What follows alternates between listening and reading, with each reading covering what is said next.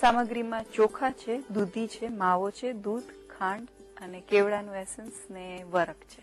અચ્છા, બસ તો ઝડપથી શીખવી દો. એના માટે પેલા આપણે ચોખાને ક્રશ કરવાના છે. રાઈટ. 1 કપ ચોખા છે, એને લગભગ અડધો કલાક સુધી પલાળી દીધા છે. એને રફ ક્રશ કરવાના છે. એને પાણી સાથે જ ક્રશ કરી દઈશું.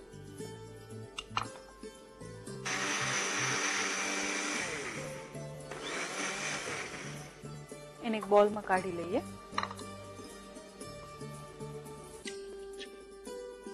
હવે એક પેનમાં ઘી લેવાનું. 1 ચમચી ઘી લઈશું. ગેસ ઓન કરીએ.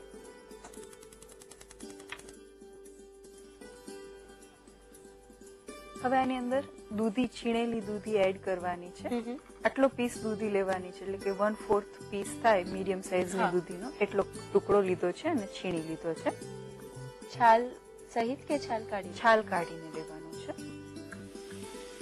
દૂધી કેટલી કુક કરીએ છીએ? ઓલમોસ્ટ સેજ સોફ્ટ થાય એટલી કરીશું. હવે આમાં જે આપણે ચોખા ક્રશ કર્યા છે એ આમાં એડ કરીશું. પેલા ચોખા અહીંયા આખા પણ નથી રાખતા અને સાવ વાટી પણ નથી લેતા. હા, ખાસા ઝીણા પણ છતાંય અધકચરા રાખીએ. અધકચરા. એનાથી ખીરમાં એક સ્મૂથ ટેક્સચર આવશે, પણ છતાં તમને ફીલ થશે કે તમે ચોખાની ખીર ખાઈ રહ્યા છો. હવે આને પણ સેજ વાર શેકવાનું છે ઘીમાં. અત્યારે જ આપણે માવો નાખીએ છીએ. 50 ગ્રામ માવો છે, એ પણ આમાં એડ કરી દેવાનો છે. હવે આમાં દૂધ એડ કરીશું.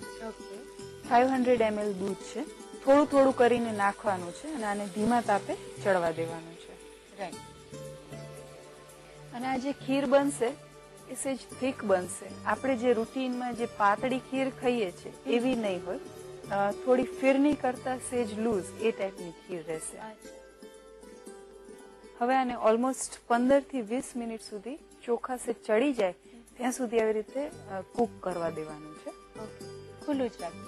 ખુલ્લું રાખાય, ઢાંકી પણ શકાય, પણ અત્યારે આપણે એને ઓપન જ રાખીએ છીએ, નહીં તો દૂધ ઉભરાય છે એને. હવે જે થોડુંક દૂધ છે એ આપણે એડ કરીશું આમાં અને ખાંડ નાખવાની છે. 1 કપ ખાંડ છે એ આમાં એડ કરી દઈશું.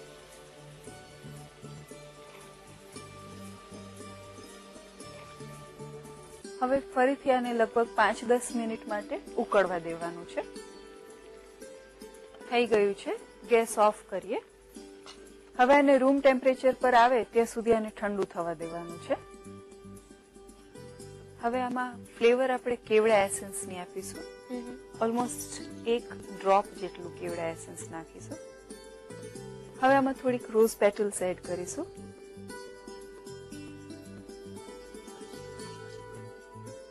હવે આને સર્વ કરીએ.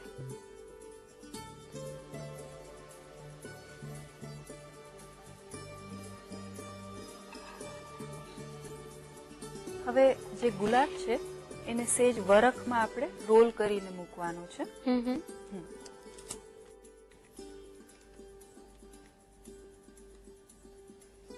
લીપી એક કુલિંગ ઇફેક્ટ વાળું અને એક કુલ ડિઝર્ટ અને નવાબી મેનુનું લાસ્ટ લેસન ગિલે ફિરદોશ રેડી છે. એની ટાઈમ બેસ્ટ ડિઝર્ટ છે, કોઈ પણ ટાઈમે લઈ શકાય.